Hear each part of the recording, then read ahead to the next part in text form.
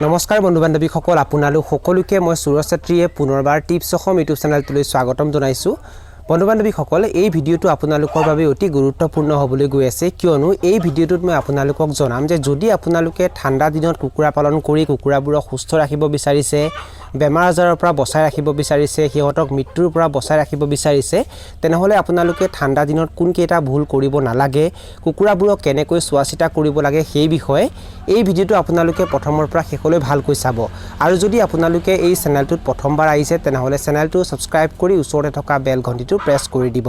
চাওক বন্ধু বান্ধৱীসকল, ঠাণ্ডা দিনত কুকুৰাবোৰৰ মাজত বেমাৰ আজাৰ বেছিকৈ দেখিবলৈ পোৱা যায় আৰু ঠাণ্ডা দিনতেই বেছিকৈ কুকুৰাৰ মৃত্যু হয়, আৰু যাৰ বাবে ঠাণ্ডা দিনত বেছিভাগেই কুকুৰা পালন কৰিব নিবিচাৰে, কুকুৰা পালন কৰিবলৈ ভয় খায়। বন্ধু বান্ধৱীসকল, ঠাণ্ডা দিনত যে কুকুৰাবোৰক বেছিকৈ বেমাৰে আক্ৰমণ কৰে আৰু ঠাণ্ডা দিনত যে বেছিকৈ কুকুৰাৰ মৃত্যু হয় তাৰ প্ৰধান কাৰণটো হৈছে ঠাণ্ডা দিনত কুকুৰাবোৰৰ ৰোগ প্ৰতিৰোধ ক্ষমতা কমি থাকে। যদি আপোনালোকে ঠাণ্ডা দিনত কুকুৰা পালন কৰি কুকুৰাবোৰক সুস্থ ৰাখিব বিচাৰিছে, মৃত্যুৰ পৰা বচাই ৰাখিব বিচাৰিছে, তেনেহ'লে প্ৰথমতে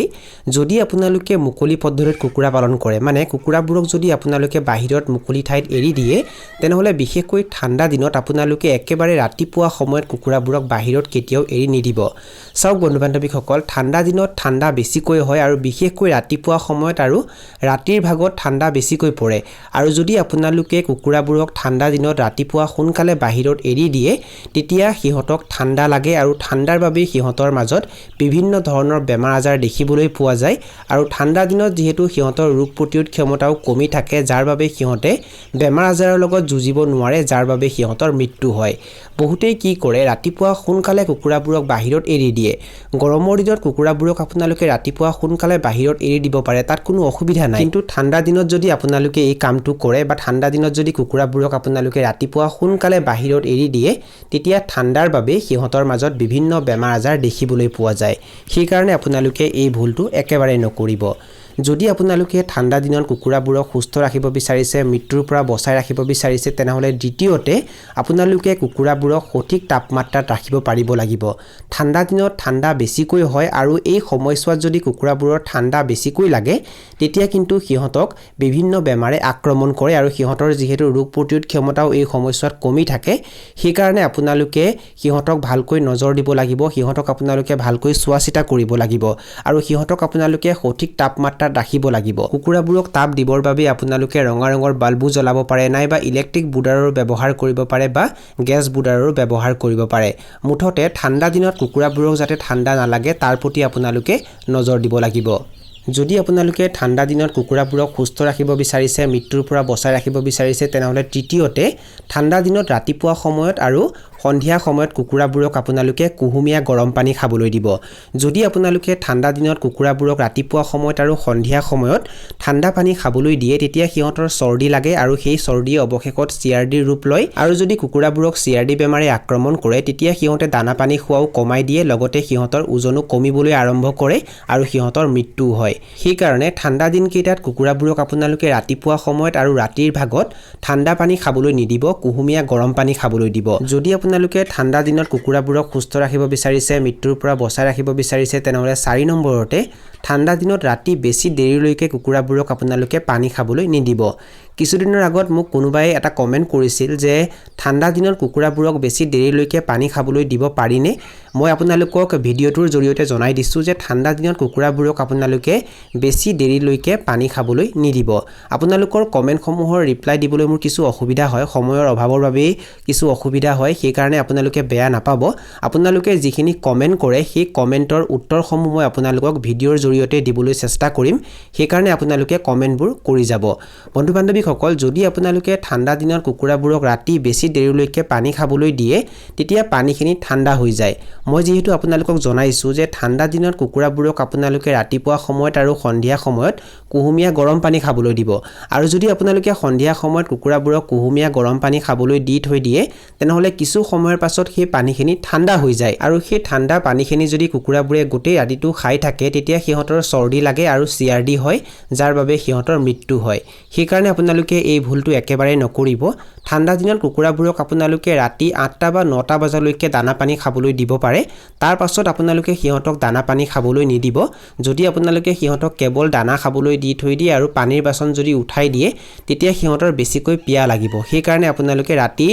9টা বা 10টা মান বজাৰ পৰা দানা পানী একেবাৰে খাবলৈ নিদিব ৰাতিপুৱা পাৰিলে অলপ সোনকালে সিহঁতক দানা পানী খাবলৈ দিব আৰু ৰাতিপুৱা হোৱাৰ লগে লগে সিহঁতক আপোনালোকে আকৌ কুহুমীয়া গৰম পানী খাবলৈ দিব ঠাণ্ডা দিনত যদি কুকুৰাবোৰক আপোনালোকে সুস্থ ৰাখিব বিচাৰিছে মৃত্যুৰ পৰা বচাই ৰাখিব বিচাৰিছে তেনেহলে 5 নম্বৰতে ঠাণ্ডা দিনত কুকুৰাৰ গড়ালৰ বেৰত আপোনালোকে তিৰপালৰ ব্যৱহাৰ কৰিব আৰু সন্ধিয়া হোৱাৰ লগে লগে আপোনালোকে তিৰপালেৰে বেৰবোৰ ঢাকি ৰাখিব আৰু যেতিয়া ৰাতিপুৱা ৰ'দ ওলাবলৈ আৰম্ভ হ'ব তেতিয়া আপোনালোকে তিৰপাল ওপৰলৈ উঠাই দিব আৰু যেতিয়া আপোনালোকে কুকুৰাৰ পোৱালিবোৰ ব্ৰুডিং কৰি থাকিব যদি আপোনালোকে এদিনীয়া কুকুৰাৰ পোৱালি ফাৰ্মত ভৰাই আৰু সেই পোৱালিবোৰ যেতিয়া আপোনালোকে ব্ৰুডিং কৰি থাকে তেতিয়া প্ৰায় 3 পৰা 4 দিনলৈকে আপোনালোকে তিৰপাল নমাই ৰাখিব দিনৰ ভাগতো নমাই ৰাখিব ৰাতিৰ ভাগতো নমাই ৰাখিব আৰু 3 বা 4 দিনৰ পাছৰ পৰাহে আপোনালোকে তিৰপালবোৰ অলপ অলপ ওপৰলৈ উঠাই দিব যদি ঠাণ্ডা দিনত কুকুৰাবোৰক আপোনালোকে সুস্থ ৰাখিব বিচাৰিছে মৃত্যুৰ পৰা বচাই ৰাখিব বিচাৰিছে তেনেহলে 6 নম্বৰতে ঠাণ্ডা দিনত কুকুৰাৰ গড়ালৰ মজিয়াত আপোনালোকে যিখিনি ধানৰ ভুচি বা কাঠৰ গুৰি পাৰি দিব সেইখিনি সঘনাই আপোনালোকে সলনি কৰি দিব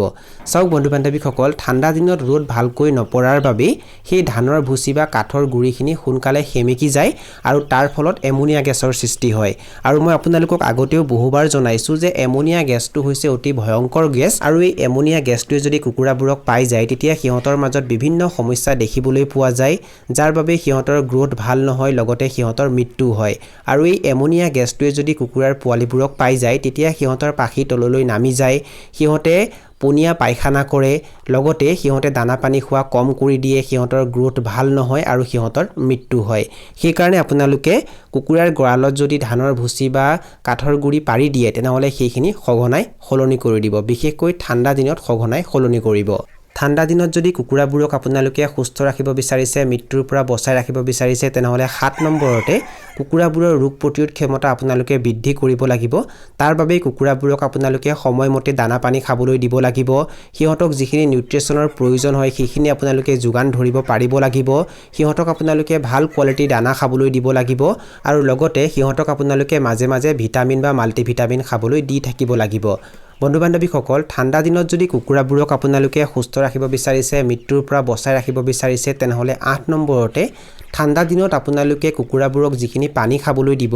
সেই পানীখিনি আপোনালোকে সঘনাই সলনি কৰি থাকিব বহুতেই কুকুৰাবোৰক প্ৰথমতে যিখিনি পানী খাবলৈ দিয়ে সেই পানীখিনি আৰু দ্বিতীয়বাৰ সলনি নকৰে সেই পানীখিনিকে কুকুৰাবোৰে দিনৰ দিনটো খাই থাকে বন্ধু বান্ধৱীসকল এই ভুলটো আপোনালোকে একেবাৰে নকৰিব সেই পানীখিনি যেতিয়া জুখতকৈ বেছি ঠাণ্ডা হৈ যায় তেতিয়া কুকুৰাবোৰে পানীখিনি খাবলৈ নিবিচাৰে যাৰ বাবে সিহঁতৰ মাজত ডিহাইড্ৰেচনৰ সমস্যাই দেখা দিয়ে আৰু ইয়াৰ উপৰিও যেতিয়া আপোনালোকে পানীখিনি সলনি নকৰাকৈ থাকে তেতিয়া পানীখিনি কিন্তু লেতেৰাও হৈ থাকে সেই পানীখিনিত বিভিন্ন ধৰণৰ লেতেৰা বস্তু পৰি থাকে আৰু পানীখিনি লেতেৰা হৈ যায় আৰু সেই লেতেৰা পানীখিনিকে যদি কুকুৰাবোৰে খাই থাকে তেতিয়া পানীৰ পৰাও কুকুৰাবোৰৰ মাজত বিভিন্ন বেমাৰ আজাৰ বিয়পি যায় সেই কাৰণে আপোনালোকে এই ভুলটো একেবাৰে নকৰিব